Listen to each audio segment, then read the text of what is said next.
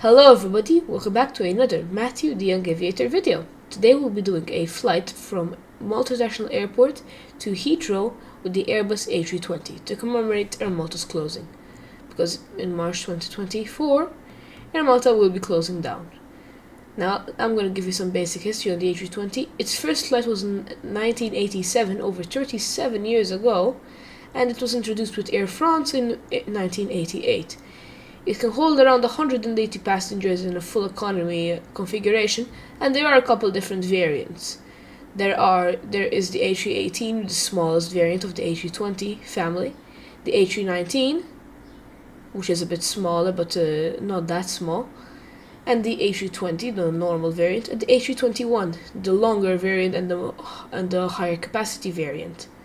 Then there is also the Neo, the new engine option, which replaces the old engines with new engines and makes the aircraft more fuel efficient.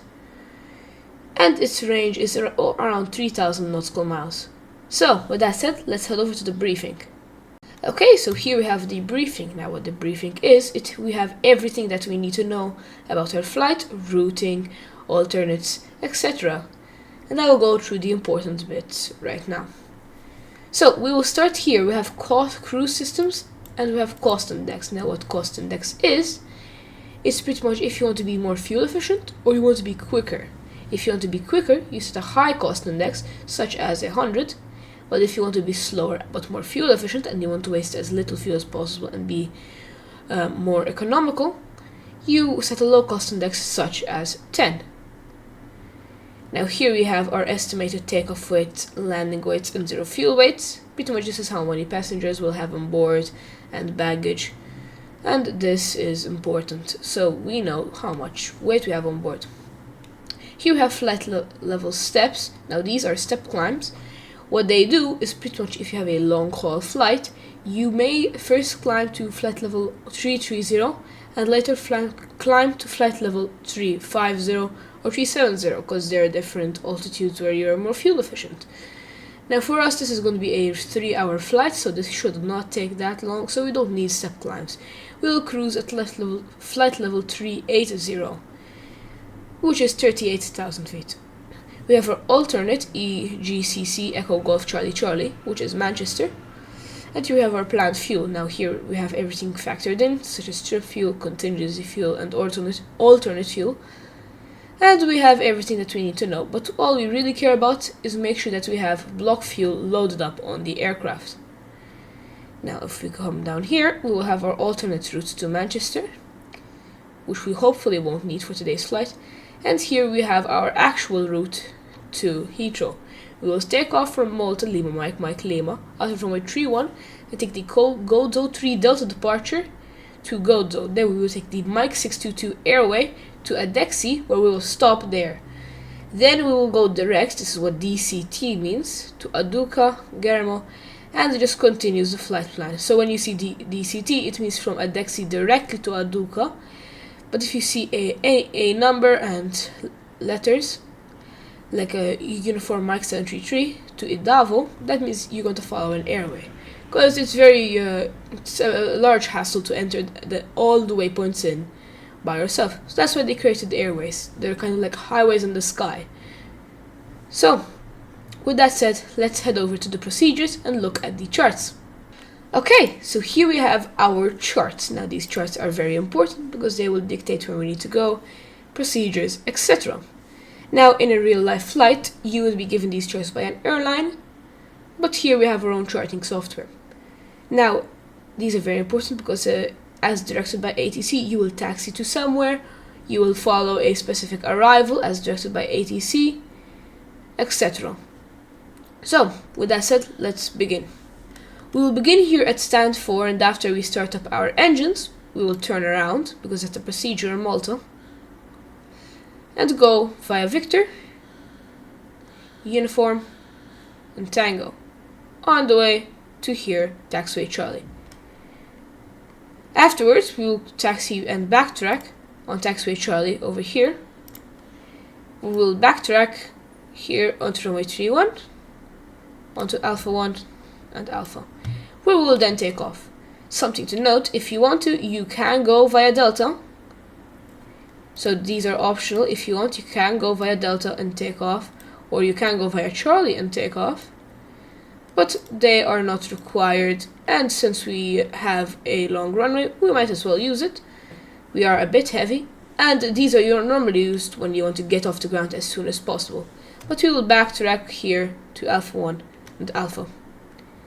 Afterwards, we will follow our departure chart, where at DME 8, we need to be above 2,500 feet over here. And here we have the goals of VOR, and here is the frequency that we need to tune. We don't need to tune it, because we have our RNAV, our navigation, but we will. Now, initial climb clearance, 5,000 feet. So, afterwards, if ATC does not give us anything, if ATC does not tell us to climb otherwise, we will climb to 5,000 feet after departure. Then, we have also up here transition level, transition altitude, correction, at 5,000 feet, which means when we will continue to standard barometer after tuning the Maltese barometer pressure. It's pretty much the air pressure. So after passing this altitude, we will go to standard pressure of 1013 hectopascals instead of following the Malta hectopascals, the Maltese hectopascals. Then after that, after we have our entire flight, we'll arrive here at the LSO1 hotel arrival. Now, a couple of things to note. We need transition level over here, set by ATC. So this will be given to us by ATC. Now for today's flight, because we don't have ATC, we will simply take it from the departure chart of the transition altitude. But if it says transition level by ATC, go to the ATIS, if you have ATC obviously, go to the ATIS, and here for transition level, for example, they will say transition level 1080. Now, after here Alesso to Rotno, we will follow, and here we have EDVAX. Very important here, because we have a number sandwich, flight level 180, which is 18,000 feet. When you have a number sandwich like this, pretty much what it means is, this is an altitude you need to be at exactly at that altitude. If there is only the line below, you need to be above that altitude, at or above, and if there is a line above, you need to be at or below that altitude. So if there is not the bottom line here, you need to be below flight level 180. But since there's a number sandwich, you have to be at flight level 180 exactly. Here we have our waypoint, this waypoint, maximum 250 knots. And here at begin, we have flight level 070, which is again a number sandwich. So as begin, we have to be exactly at flight level 070. We may use speed brakes here, or we may hold at the waypoint here to reduce altitude. Now, warning, do not proceed beyond begin VOR without ATC clearance. Now we will continue after begin VOR because we don't need clearance, we are doing a flight without ATC. And again, airport elevation, 83 feet. Now these are all in feet. Very important, so we check that the pressure on the aircraft is correct. So after that we will go to the ILS. We're at DME 7.5, we need to be at 2,500 feet barometer. Now DME, what it is distance away from the runway. That's pretty much what DME is. So when we're 7.5 nautical miles away from the runway, we need to be at this altitude. And then we'll start descending. Now afterwards, over here we have our minimums. We'll have a category 1 landing, so pretty much clear day, normal landing, nice conditions.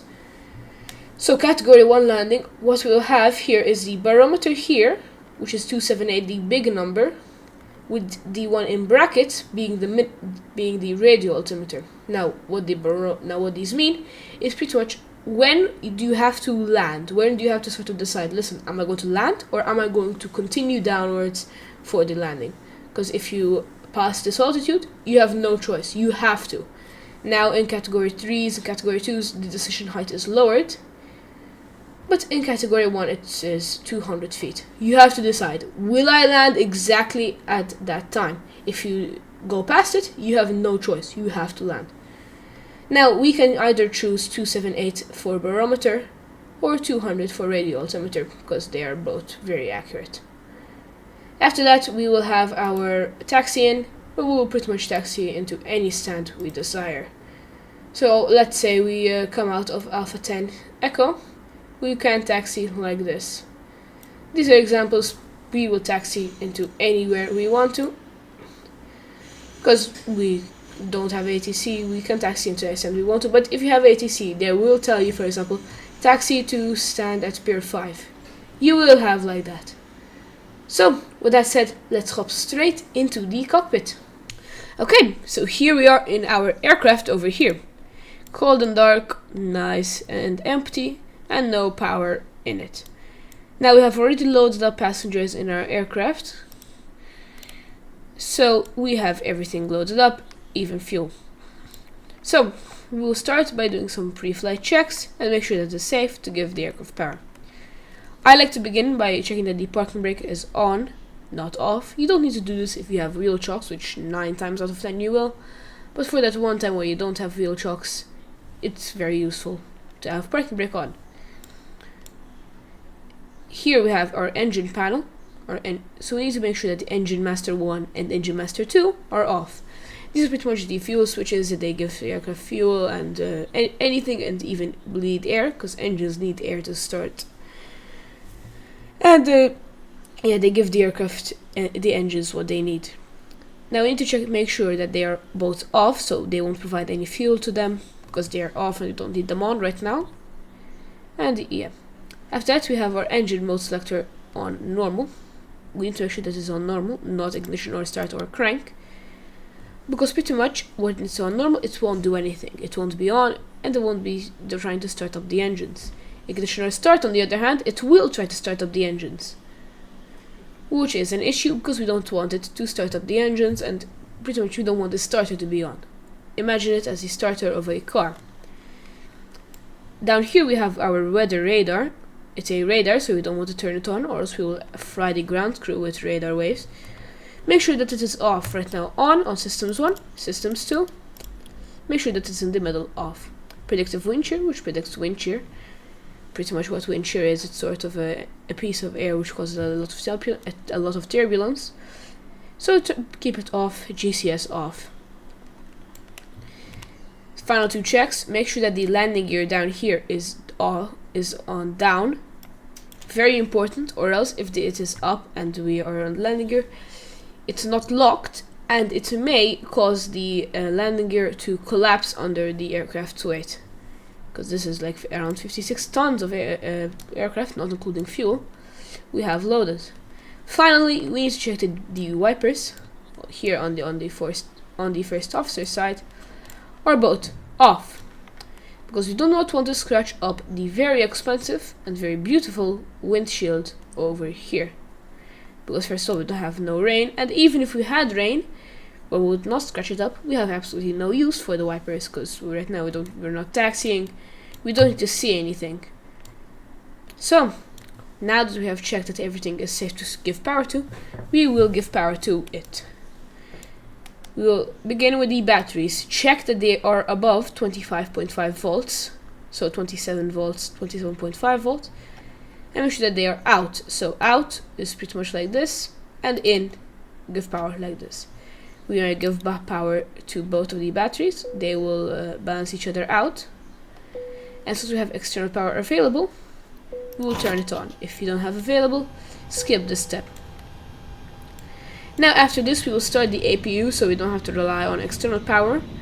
This is optional. Some airlines will tell you to do it right now, but some airlines won't. Now this isn't on an airline checklist, but some airlines will tell you to start the APU now. Some airlines won't because they want to save fuel. So it all depends on the airline's preferences. But since we will start the APU now, so you don't have to hassle about it later, we have to first test the APU fire system. Press this button, hold it down, and you will hear the fire alert in the background. So hold down this button and you will hear it. Now if we come down here while we're holding it, we will see alerts here and here. I was unable to do that. But all you need to really hear is the alarm. Now here, since we have tested the APU fire system, we can turn on the APU. So now we will know that if the APU catches fire while we're turning it on, it will warn us. Now the APU, what it is, it's pretty much an engine at the back of the aircraft. It pretty much provides power and air to everybody in the aircraft and even the engines. So we will begin by turning the master switch on, and then on 3 seconds later turn the starter on to start the APU. Afterwards, if we go over here to the APU page, which it already is here, but if you want to keep it there, you will see the N rising. Once it reaches around 100%, here you should see available. EGT rising, it will go down a bit. And up here you will see available. So I will see you once the APU is started up and it is available for power. Okay, so now we have our APU started up. We can see available over here. And if you come up, starter off, available light on. And now we can continue. Now that we have power off the APU, we can turn the external power off, and we can turn the nav and logo lights on to say to the ground crew we have power. Afterwards, we will check the brake pressure, make sure it's in the green range. The accumulator pressure over here is in the green range, and if we turn the parking brakes off, the brake pressure is also in the green range. Afterwards, we will check that the flaps down here are at 0 and the ground spoilers are disarmed and at retracted. Now flaps, what they do is pretty much they increase with the wing surface area to help with takeoffs and landings, so you can land slower and take off slower and in a shorter distance. And ground spoilers, they just speed brakes. They are speed brakes to stop you from going too fast in the air. Right now they're armed.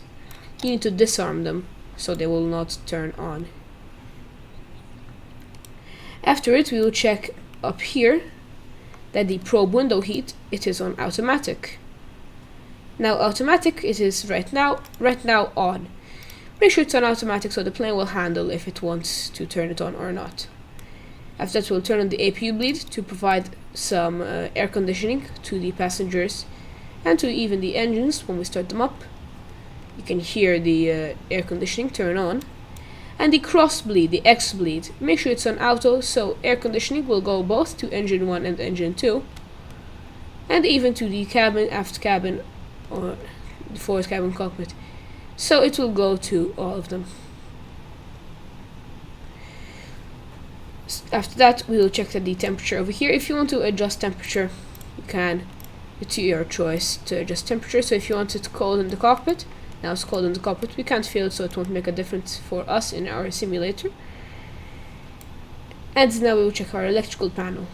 Make sure that there are no faults, except these two faults for generator engine 1 and generator engine 2. They're obviously faults. They have faults because generator 1 for the engine 1 is not providing any power. So it is expected for these two to have faults.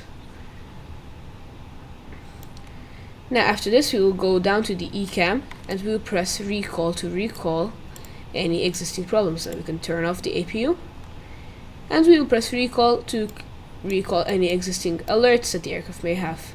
Hold it down for around 3 seconds. No alerts have came up, so our aircraft is alertless. No problems with it. Make sure that the cockpit oxygen is good and the PSI is good. Come down over here to hydraulics and make sure that over here you can see an arrow at the top, meaning that there is enough hydraulic fluid to do the flight safely. Now after this, you check a little more things such as emergency equipment and external walk around to make sure that the aircraft has no damage. Excuse me. But after that, we are just pretty much ready to actually give the aircraft everything it needs to. Excuse me. Afterwards, then we will extinguish all white lights. Now this is where some airlines may differ again, because some airlines prefer to turn the fuel pumps on just before we start up the engines. But we will do them right now. So extinguish all white lights. So oxygen crew supply, give them supply of oxygen, and turn on all the fuel pumps. After that, we will turn on the ADIRs. Now what these are is pretty much the GPS of the aircraft. The aircraft needs to guide itself one way or another. So set them all to nav. So IRS-1, IRS-3, which is a redundancy system. So if IRS-1 or IRS-2 fails, they will go to IRS-3. And IRS-2. IRS-1 controls the captain side, here, the captain's navigation side, and IRS-2 commands the co-pilot side, the first officer side. Afterwards, we will come down here to recorder, and we will turn ground control on to give energy to the recorders and to energize them so we can test them. Do not press CVR erase, because there may have been something with the other flight before, and if there is a crash, they will be able to tell what happened in the past flights. We need to press CVR test and hold it. You will hear the small sort of tone in the background, and we'll do it again, so you'll hear the small tone. There is the tone, make sure it is on, and now we can de-energize it and put it to auto, so it will be energized if it wants to. Now we will come down here to external lighting. We will turn on lights as required. So strobe lights to automatic. Right now they won't be turned on because we're not on the runway, no engine started. But they are pretty much strobing lights, so aircraft will know that we are in the air. Beacon lights, you can turn them off. They need to be off, so the ground crew won't say, oh, the engines are starting up. They're used during engine startup, so pretty much if you're going to start the engines and to say, listen, it's not safe to come next to the aircraft anymore, you turn the beacons on. But since it's safe and we won't be starting up the engines soon, we can keep them off. Over here we can change external interior lights as required. So we have the overhead lights, the dome lights, which are good for night operations. After that we will turn our seatbelts on, so everybody will stay in their seats. And here there could be no smoking or no electronics. We'll turn it to auto so the plane will decide. Afterwards, something very important, we check that over here the emergency exit lights are unarmed. So they will arm the emergency exit lights, so if there is an emergency, they will turn on automatically. We will test the annunciator lights to check that all the lights actually work. Now from what you can see, we'll keep them on bright. If you can put them on dim if it's a night flight and you don't have a lot of light. And we will look upward and test our annunciator lights. Make sure that all the lights turn on. So we can even look down here like so. Check that everything is on, everything works perfectly, etc. Turn off the annunciator lights and put them back to bright. Now at this point we can also test the batteries to make sure that they are good. Come down here, put it to the electrical panel, and we will look at battery and here over here. So battery 1 off.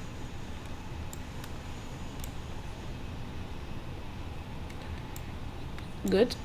Battery 1 on, and make sure that the transformer 1 is below 27 amps, and battery 1 is also below 60 amps, below 60 amps. Make sure that they are all below 60 amps. Do the same thing with battery 2. Off. On. Make sure that they are under 60 amps. Both. Then after that we can test the engine 1 and 2 fire system. So we test over here. Now if we hold it, we are unable to look downwards. But over here you will see the same alert you saw for the APU, and here you will see a fire. Same thing with engine 2. You'll here see fire.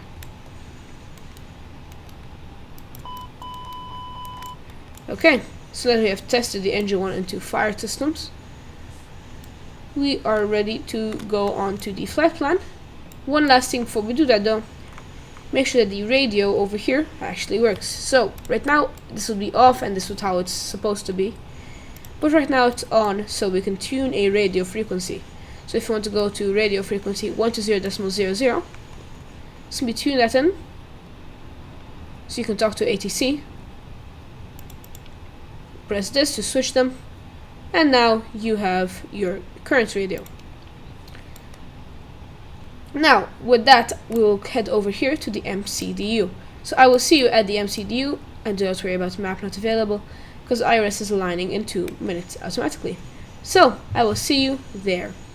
Okay, so over here we have our MCDU. Now pretty much what this MCDU is our flight computer. We will program everything we have about our flight. So we will come here into the FMGC, make sure that the AIRAC, the nav database, is good at a date. So we have 21st March to 17th April. We are flying within this date, so this is good. In terms of an AIRAC, pretty much is sort of the database of waypoints. Make sure that it is updated. Since we are done with that, we can go to the initialization page, where we will enter in some basic flight items. So, from to ICAO code. So, Lima Mike Mike Lima for Malta, Echo Golf Lima Lima for Heathrow. As that's in. And now here it will say if you have company routes. Since we don't, we have nothing.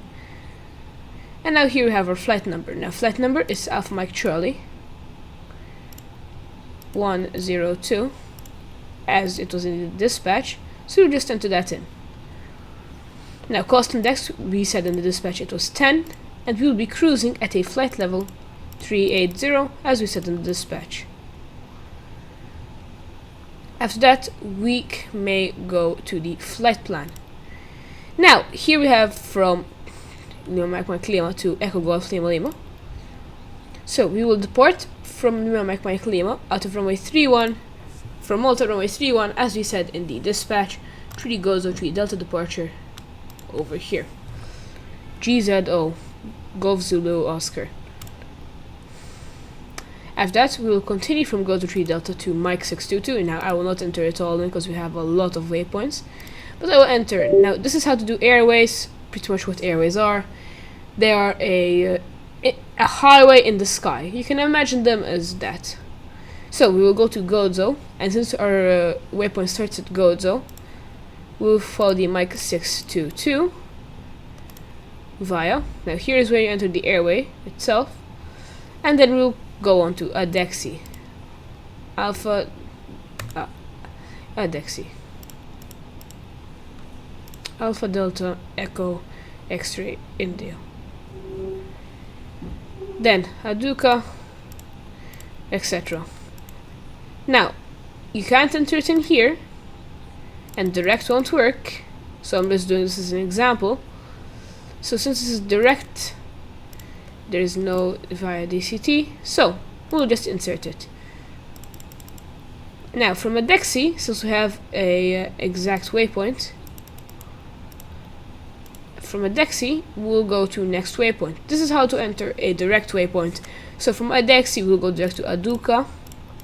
If I'm butchering these names, I'm sorry. Let's keep going. Now, so how to enter in an airway? Go to airways, airway here, and waypoints here. But since we don't, but since it's direct, for example from Aduka, then after that we have Germo. Golf Echo Romeo Mike Oscar.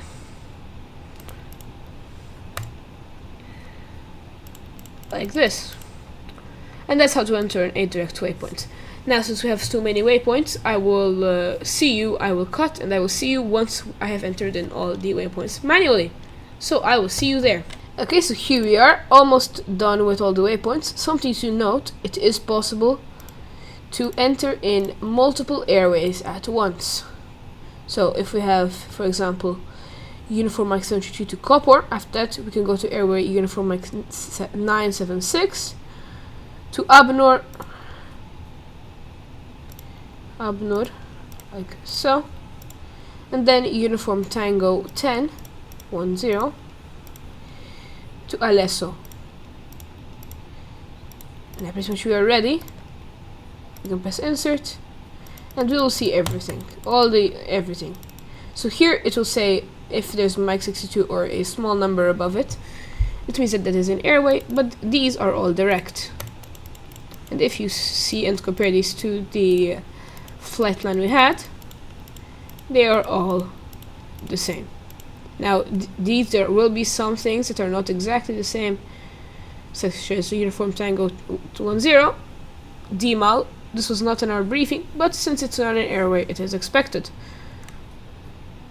So now we have to do the arrival.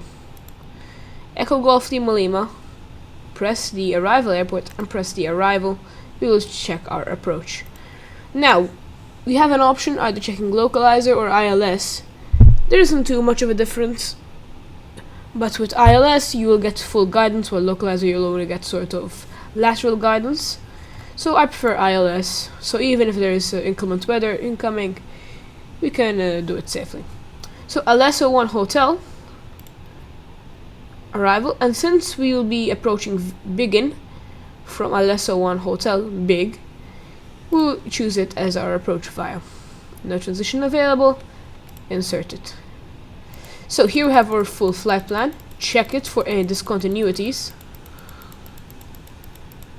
and we will check the arrival for any restrictions. So restrictions over here for Biggin are correctly inserted. 220, 18,000 feet, 220 knots, and here restrictions are correctly inserted. Now you may override these, but for example, if you want to do it, do a slash for altitude, because here is speed and here is altitude restrictions. Flight level 180. Now here it said 1,800 feet, so do again slash flight level 180, 18,000 feet, because I put in 18 accidentally. So make sure altitude restrictions are good. Now after this we'll go back to the initialization page.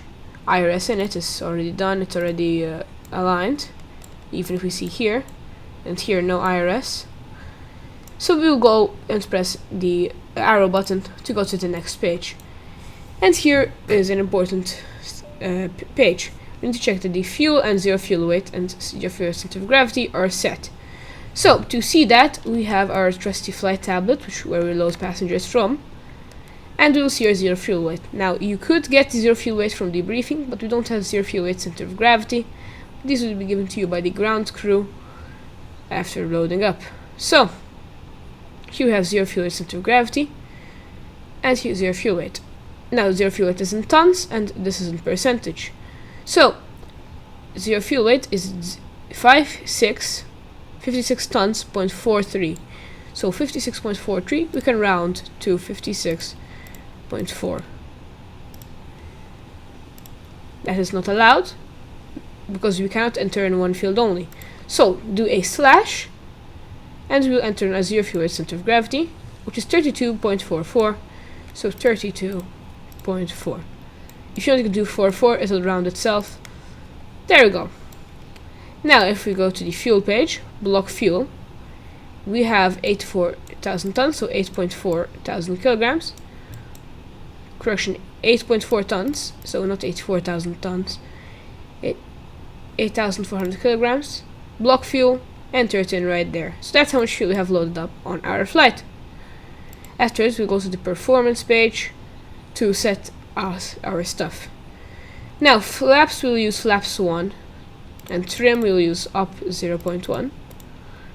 Pretty much, so this is our takeoff settings.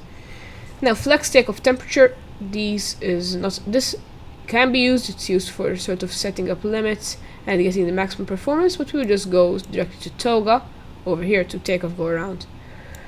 Transition altitude, as we saw in the charts, 5,000 feet. And our V speeds. Now these cannot be calculated in the briefing, they are not calculated in the briefing, and airlines protect these, so there is no real software I found for calculating these. So if we just click on it twice, it will just give it to us from the simulator itself. It will calculate it and give it to us. So V1, V2, rotate, and V2. Now VO, what it means is the point of no return. At what speed will, if anything happens, you be able to sort of will you be able to sort of you cannot stop. So if we pass this speed and anything happens, you cannot stop, you have to keep going. Rotate is when you should begin rotating, and V2 is when it's safe to rotate and fly. And after that we have phases, cruise, descent, approach, which is too far in advance, so it's not important anymore for now. Now, with that, we are already setting up the MCDU, the flight computer. You can go back to initialization page, and we are already setting it all up. So, with that said, let us continue to our next preparation of the flight. Okay, so now we have just finished with our startup of the and entering of the MCDU of the flight plan, and now we may continue. So first, you would test out some emergency equipment. The oxygen mask, you would test it. Now since we don't have the oxygen mask simulated in my aircraft, I don't have it simulated, you can skip this part. And after it, you come up here to the evacuation panel, excuse me. You would make sure that the command to evacuate is guarded, so you won't press it accidentally, and make sure that this over here, the captain and purse, is set to captain. What this switch does is it gives the power for the cabin crew to initiate an evacuation. So in captain purse, the cabin crew or the cabin could make an evacuation, while in this, only the captain can give the command to evacuate safely. So that is very important to do. Now at this point you can set some brightnesses up as required. So if you want this to be not that bright, the PFD, you can set it to not bright. It is day, so it is not an issue that it is not that bright. Now here we'll set up our EFIS. Make sure that flight director, pretty much it's our guide to the autopilot, and the autopilot will always follow it, is on, and LS landing systems is off, so we won't have ILS turned on. We can set our items here, the EFIS modes. So if you want to set it up to nav, so you have sort of a 360-degree view, you can do it, but I prefer arc, and you can set range over here. Here there's VOR and ILS. We won't use it for now. There's the planning mode, which if you go to here and you go to each waypoint, you will see each waypoint fully. You'll have an idea where each waypoint is, each waypoint on the plan, etc. That's the planning mode. Put this back to initialization in the initialization page, and good. Now QNH, if we check here, we have our METAR. So scroll up, METAR QNH 1018. Even here we have it. Very handy tablet we have here, and we will set it to 1018, like so. Now we will set the barometer on the standby instrument to 1018 as well. Make it brighter or dimmer as required.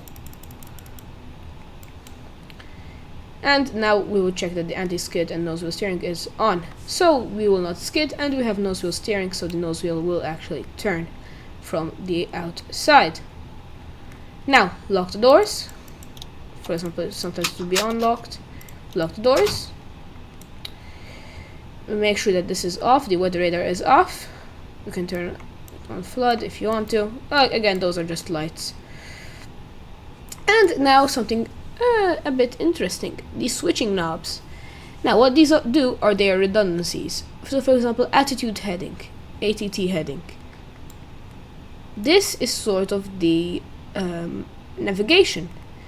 So as I said before, IRS-1 is commands the captain side of the navigation, IRS-2 the first officer side. If there is a failure with either IRS-1 or IRS-2, the captain or first officer can manually put it, so IRS-3 will command their side. Now these are just the same here, but just for different systems, so air data.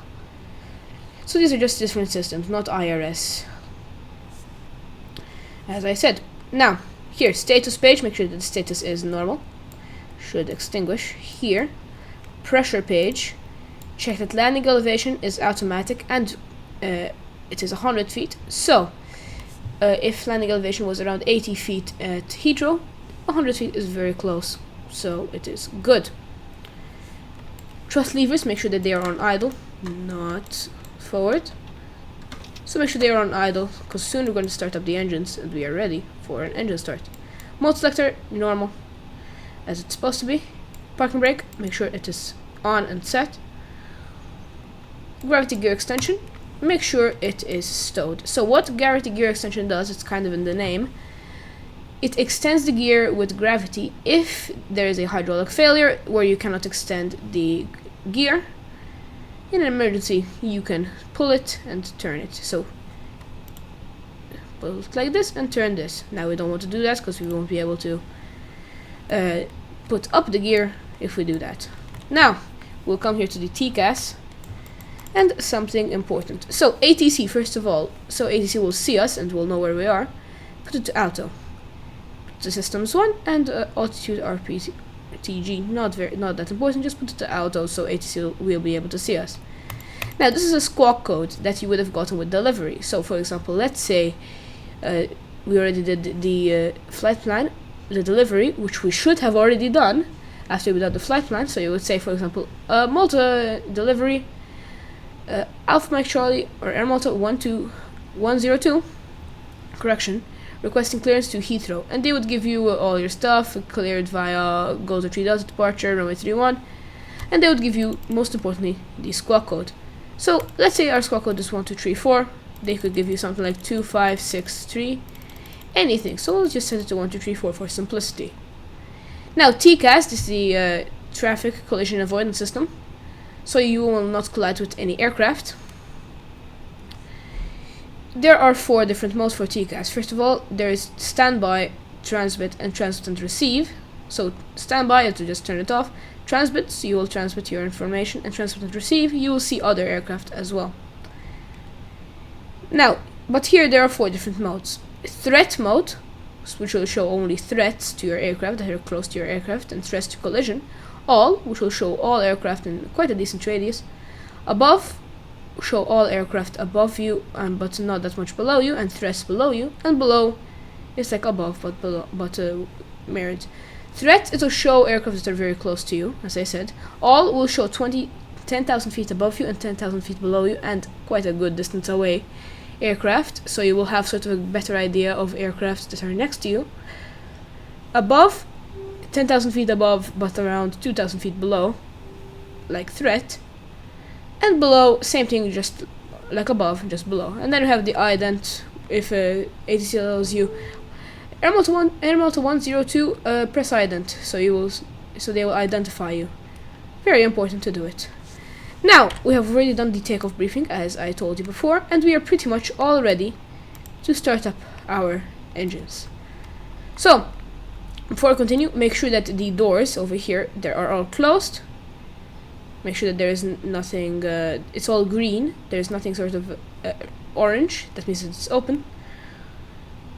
Make sure that fuel on board matches quite well, so around 40 kilograms shouldn't make too much of a difference. Because we have, again, contingency fuel. Make sure that here we entered in our flight plan. You can scroll through it, make sure it's all good. And make sure that everything is good.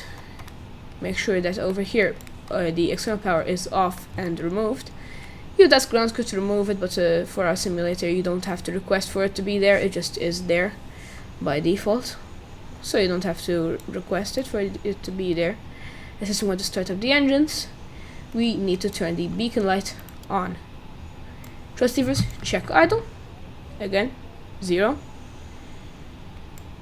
And now, since we're not going to use a tow truck, the following is not applicable to us, but I will go here and turn on the pushback. I will call the tug. If you're going to use a pushback tug, make sure that this sort of alert here, nose wheel steering disconnected, is there. Now it's not applicable to us, so it will disappear once the tug is detached, but if you're pushing back, make sure this alert is there. It is mandatory and very, very important. So now that it's gone, we can actually start up the engines. I'll put it to ignition/start, and you can hear all the air conditioning go down because APU is going to provide power to everything. Engine 2. And we'll watch N2 rise. So we start with engine 2, then engine 1. Watch N2 rise and monitor it all. Now at this point we can do some more things. For example, we can do this. We need to make sure that these are all dashed, and we set out our altitude here to our initially cleared altitude, which was 5,000 feet. We could have done this earlier, but we can do it now as well. Just make sure you do this before takeoff. We will climb to 5,000 feet, then climb after Gozo for departure. Watch it all rise. And check that everything is good.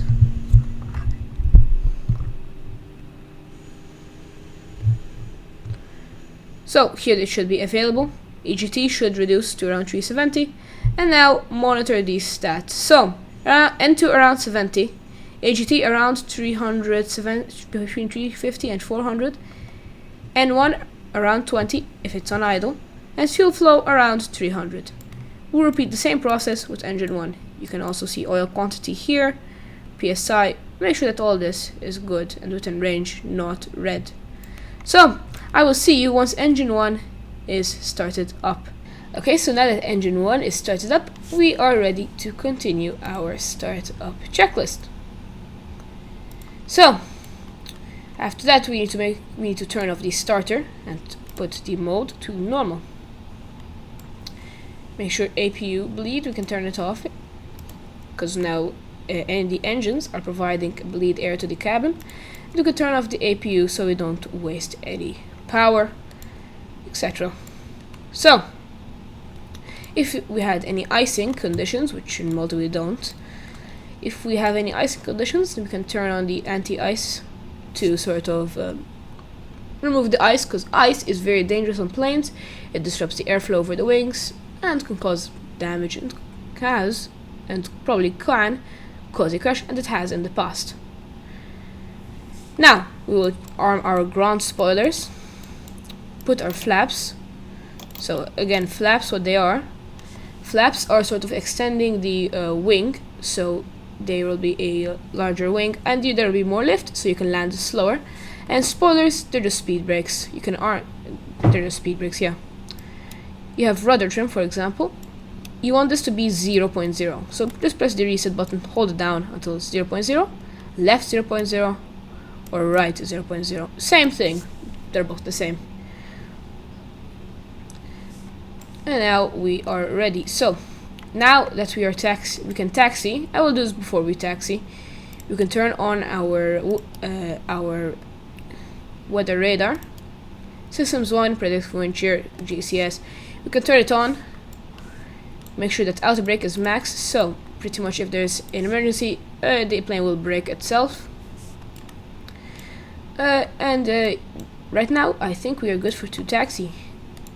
We can turn our nose light on, so there are lighting, so we can taxi even at night. Very important at night, so there will be any light if we are taxiing, and we are good to taxi. Now this should be done while we are taxiing, shouldn't be done here, because we will because the weather radar, first of all, it won't do good for the ground crew, but they shouldn't be near us. We have our beacon light on and the lights will blind them, but I did it from here because I can't multitask, so it's either I'm going to taxi or I am going to do it. So now parking brake off. I will use differential braking, so one side will brake and one side won't. Differential thrust, so, and I will use rudder to turn out.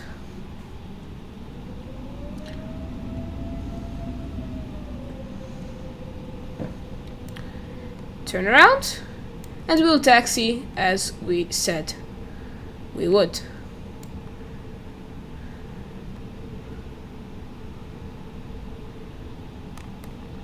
Okay, taxi out, brake, and we can now use normal thrust and taxi out. So now we can taxi. Now at this point, while taxi, because I can do this, we will do a flight control check to make sure that the flight controls work properly. So I will brake here, should continue taxiing, but just pretend we are taxiing, so we do it here. Flight controls, and we'll first do ailerons. So left aileron up, you will see the spoilers go up, speed brakes. Then right aileron, and you will see the right side go up. Now elevators at the bottom. Up, you'll see both arrows go up. Down, you see both arrows go down. And rudder, the flap at the bottom. Left, you see the rudder go left. Rudder right, see the rudder go right. So now we can continue our taxi. You would request clearance, and I will just backtrack the runway here, request clearance to backtrack here, and I will see you at Alpha. So I will taxi myself all the way to our holding point at Alpha, and I will see you at Alpha, holding point at Alpha, holding short of runway 31. So I will see you there. Okay, so here we are. We have just parked in front here with our parking brake on, and we're going to do our last checks before we take off. So at this point we will turn on our TCAS to transmit and receive. Please prepare for takeoff. And we are going to prepare for takeoff. Now I prefer to set this to all, because I would like to have a good read on what's on all the aircraft near us, and that is good. So we would come up here and do a call, so the flight attendants will prepare for takeoff. And before we take off config to check that everything is normal and good, to test it. Now we will do landing lights on, nose lights to take off, and we are pretty ready to take off. We can turn off packs 1 and 2 as required if you want to get even more performance out of the engines, but we have a long runway and we can do it just by itself. So we will use Toga for this takeoff, and everything is ready. So parking brake off, and now we may taxi onto the runway and take off. There are two types of takeoffs: a stationary takeoff where we will hold the brakes until we have full power, then we'll release. It takes less less runway to take off. Or else we can have a rolling takeoff where we just go on the runway, don't hold brakes, and keep going. It's a little longer, but it doesn't wear down the brakes as much. Again, before we take off, check that first of all flight controls are good. On the PFD you can see ailerons. Check that flight controls are good. We checked them before. Check that this is flight level 050 as per the charts, initial climb clearance, and we are ready. So first we go to 50% N1. Afterwards we go to full slowly, increase N1 slowly, and go to takeoff and go to Toga, max throttle. Now as we roll down the runway, try to keep her centered.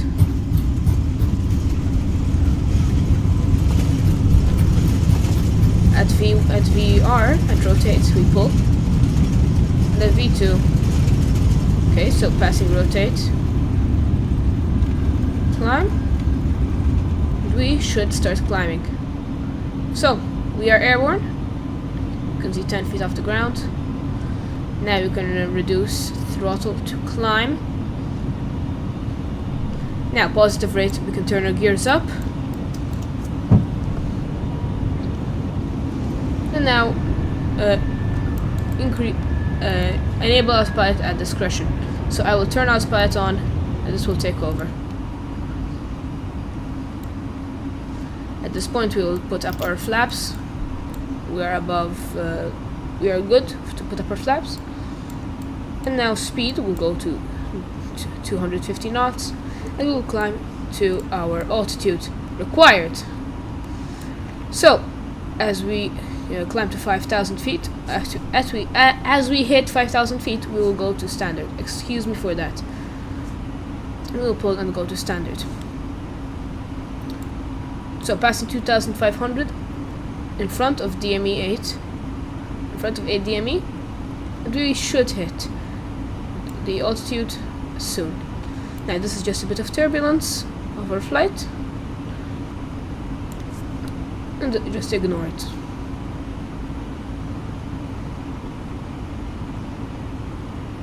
Monitor everything, make sure it's going well.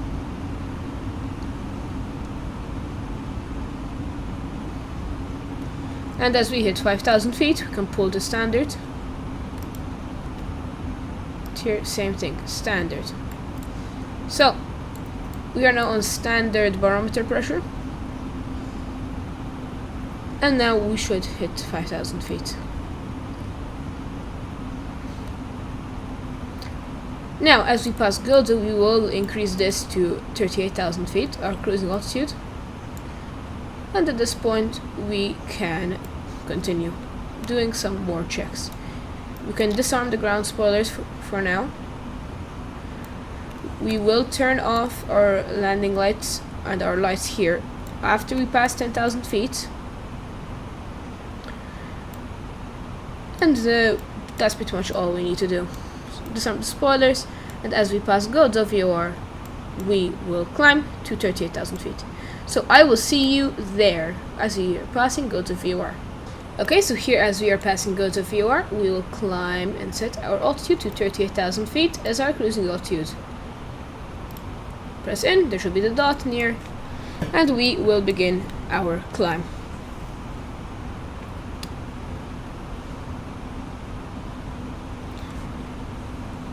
So aircraft should throttle up, so we climb well. And soon, over here, we will pass around 10,000 feet, because that will tell us to accelerate to a higher speed.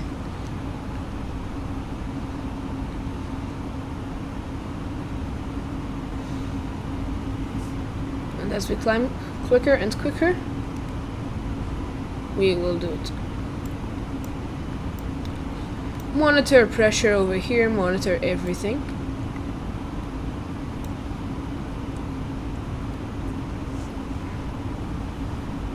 As we approach 10,000 feet, we will turn off our seat belts, landing lights, everything.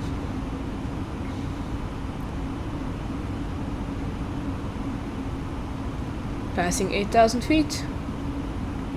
Now obviously in a real flight, ATC will clear you to climb up, but we have no ATC, we don't need to. Monitor everything as we climb up. Nicely but slowly. Approaching 9,000.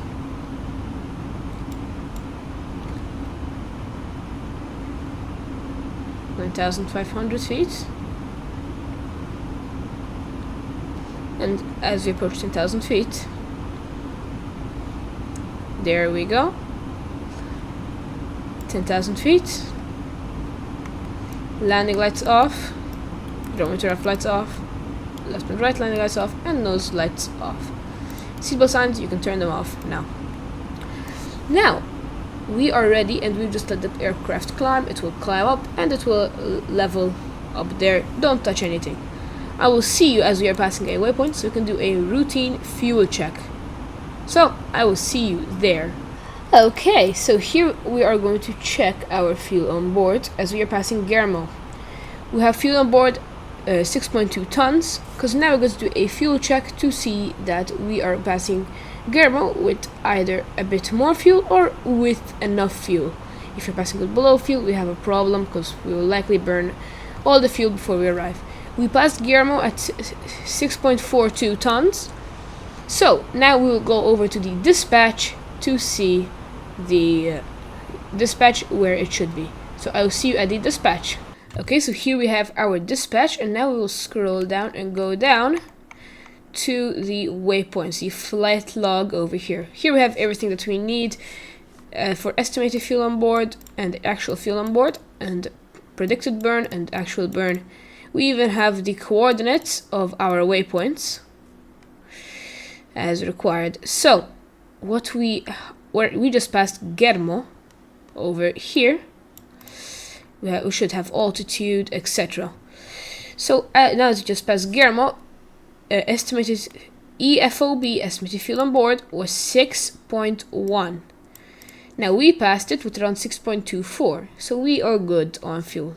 Now if you print this out, you're supposed to write down that you passed with 6.2.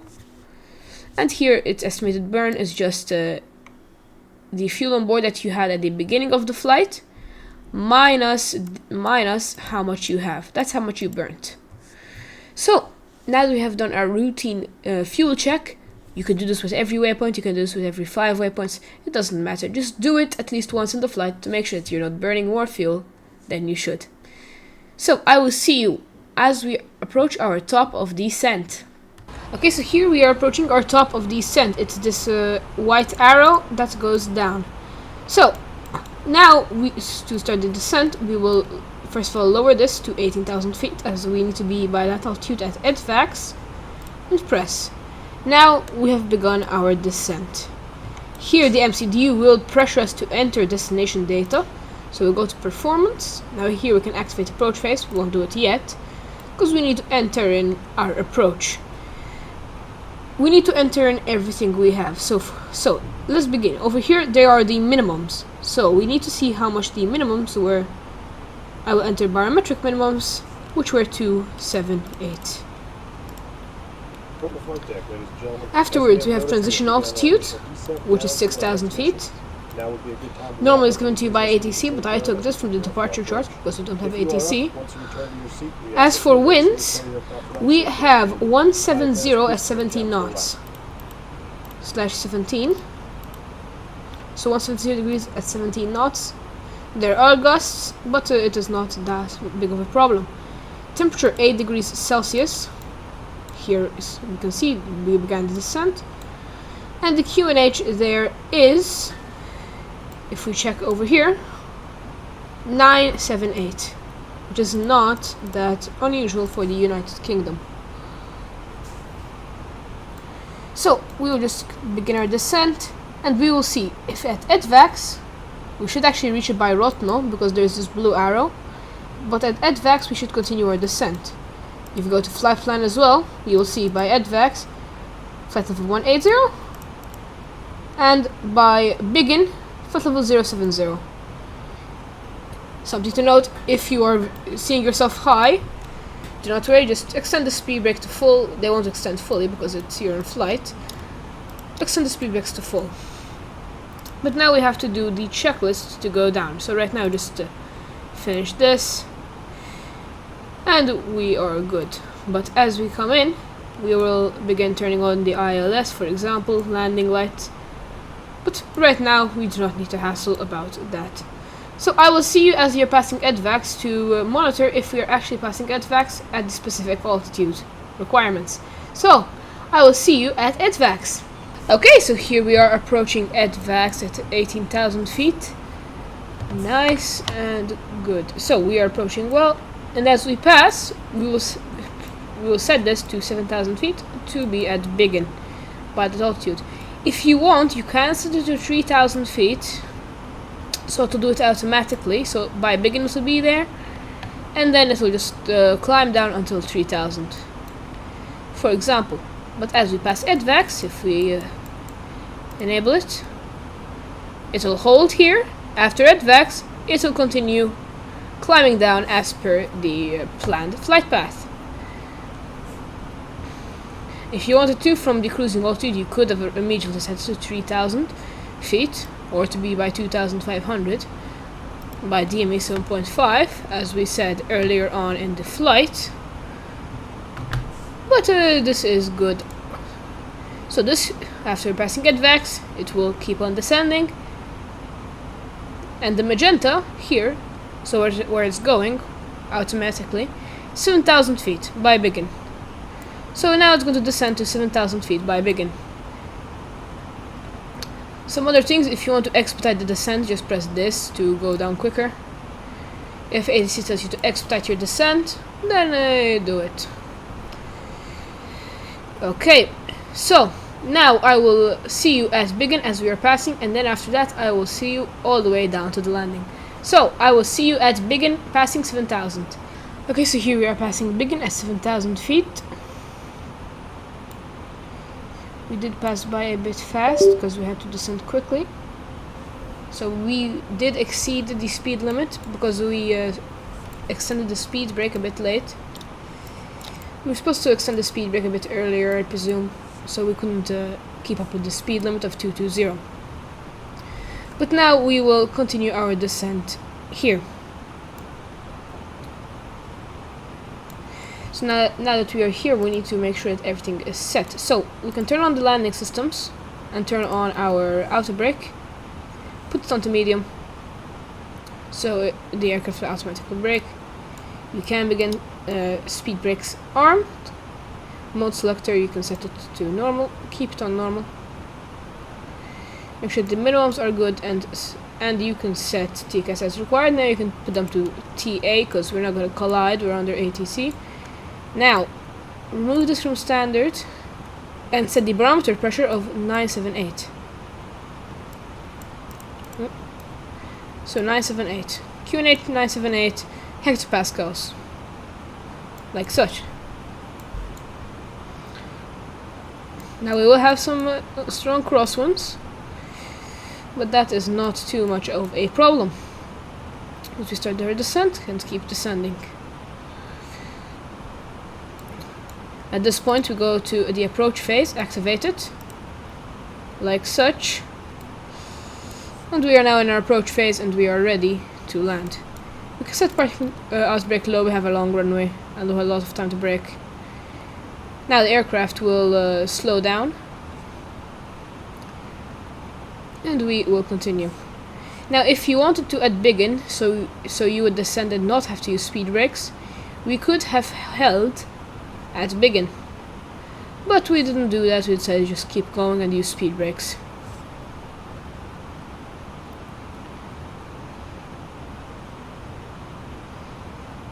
So here as we turn, we prepare,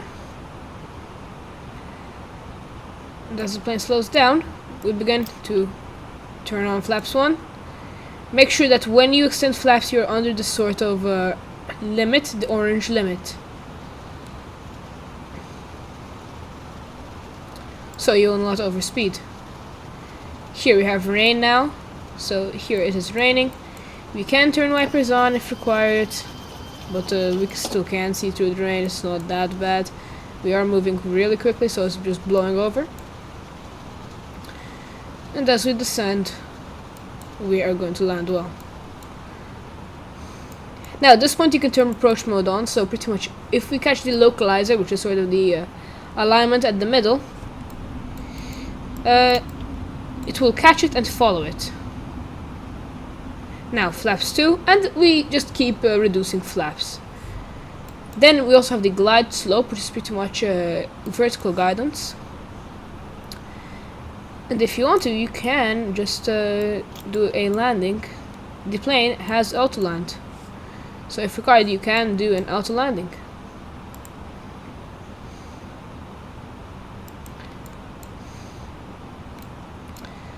Full flaps, and once we line up, we will put our landing gear down. Here you can go to landing systems as well if you want to. Again, not required, but it's recommended for you to land well. There we go. Okay, so coming in for a landing now as we turn in.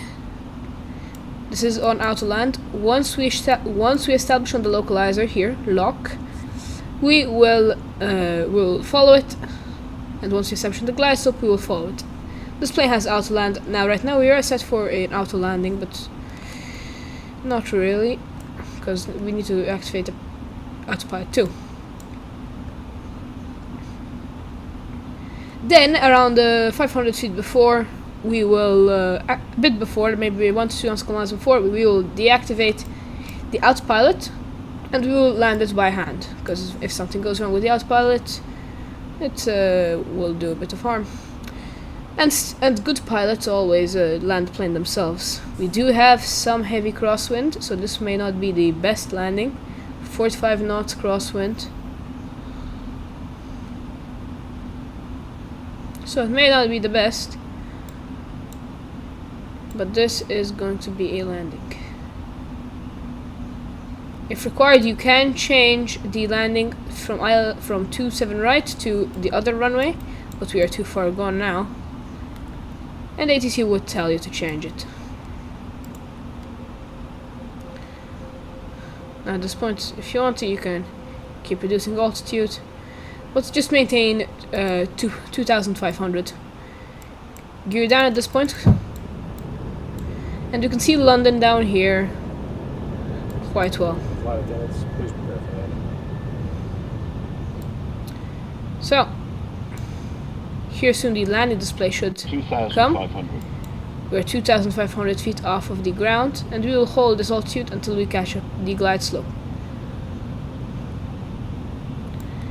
Runway should be somewhere in front of us, around there, and we will catch the localizer. As you can see, localizer is alive. Localizer live, and we want this in the middle.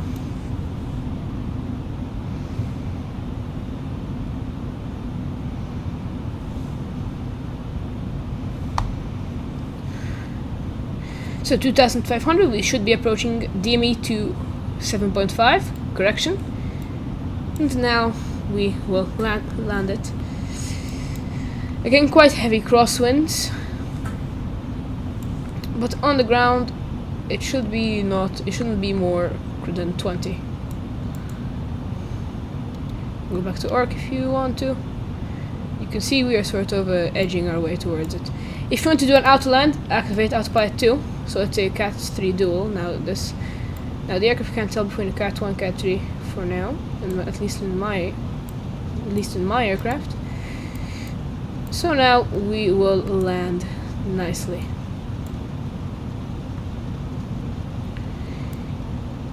Again, if you're going to do an auto landing, you just keep it like this. Now I am not going to do an auto landing, and we will do it. So make sure that the cabin is secured. Landing lights on. Should have turned them on a bit earlier during our descent as we passed 10,000 near Biggin. But if you haven't done so, do them now.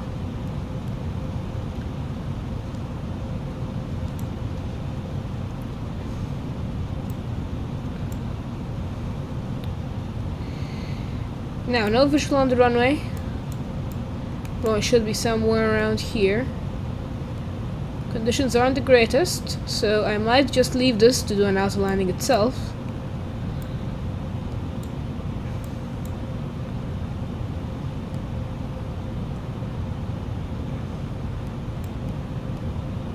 Because by minimums you have to have visual on the runway.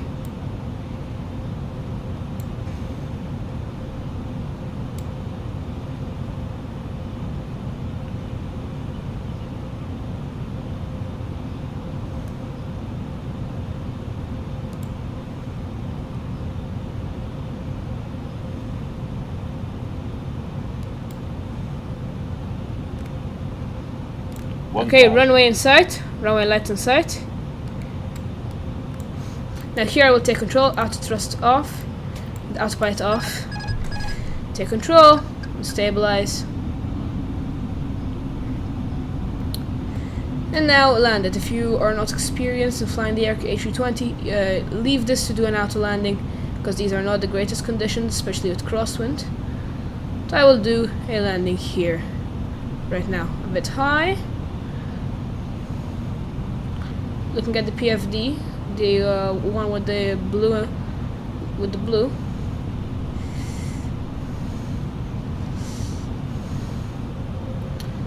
because this is not an easy landing to do.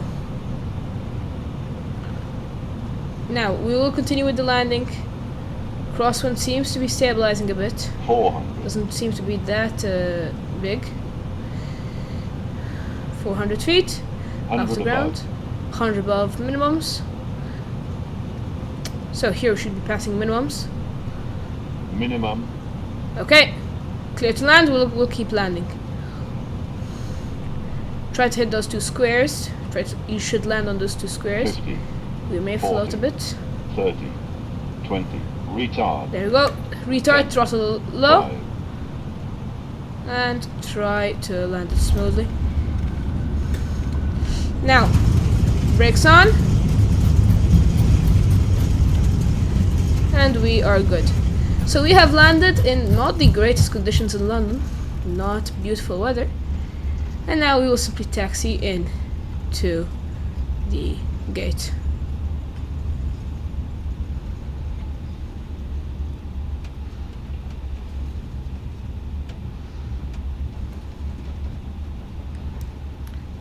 Okay, so I will park a bit here for us to do the after landing checklist, so we can turn on some things.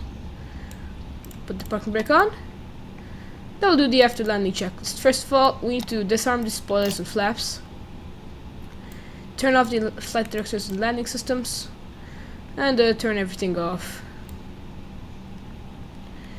Afterwards, we need to turn the weather radar off. We don't want to fry the ground crew. Landing lights off and the nose back to taxi. Auto brake has been automatically turned off. And at this point we will turn on the APU to provide some power. Like such. And we can monitor brake temperature if required to see if there are any problems. So, brake temperature not overheated. Yeah, it is a lot, but not overheated. And we are good to taxi in. We can also set TCAS to standby as well, something extra. TCAS standby, so we won't be transmitting anymore. So, now I will taxi into the gate and I will see you at the gate after APU has started.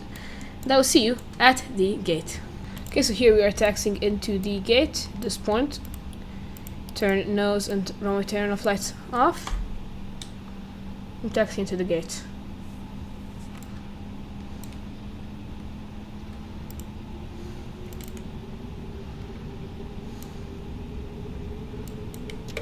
So, I'm taxiing over here, so I don't crash straight into the building.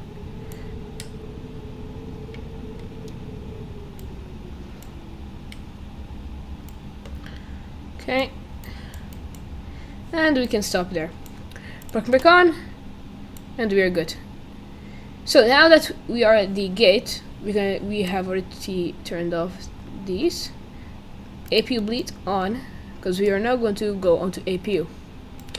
We will turn off the engines, turn off the seatbelt sign, oh it was already off, and turn on the no portable electronics to off or auto. Leave it on auto for now. Beacon lights off because now it's safe to approach the aircraft. Fuel pumps off because we don't need them anymore. ATC standby.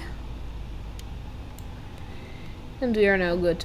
Now, at this point we have done what is needed if we're going to do another flight. So engines off, and now we can put in a new flight plan over here per se. So if you're going to do, if you want to enter in a new flight plan here, now you can do it.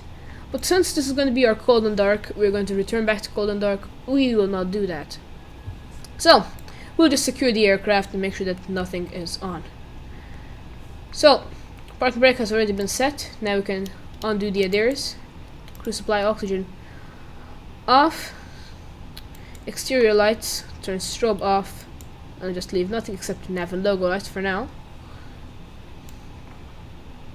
At this point we can turn on external power.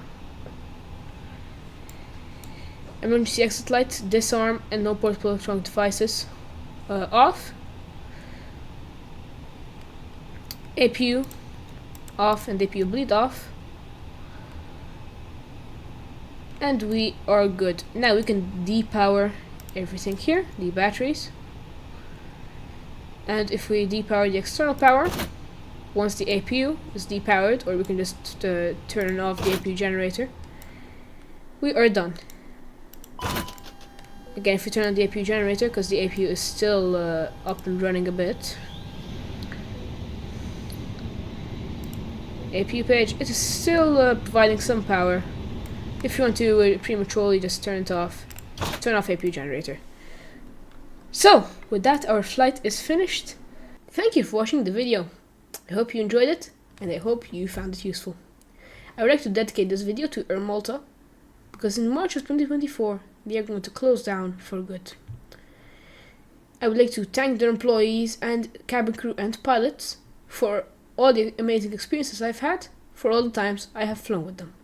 Special thanks to pilot Daniel for his continued support in making sure that the route is an actual verified Air Malta route. And thank you for watching the video. If you want to see more content like this, don't forget to like and subscribe. Thank you for watching the video.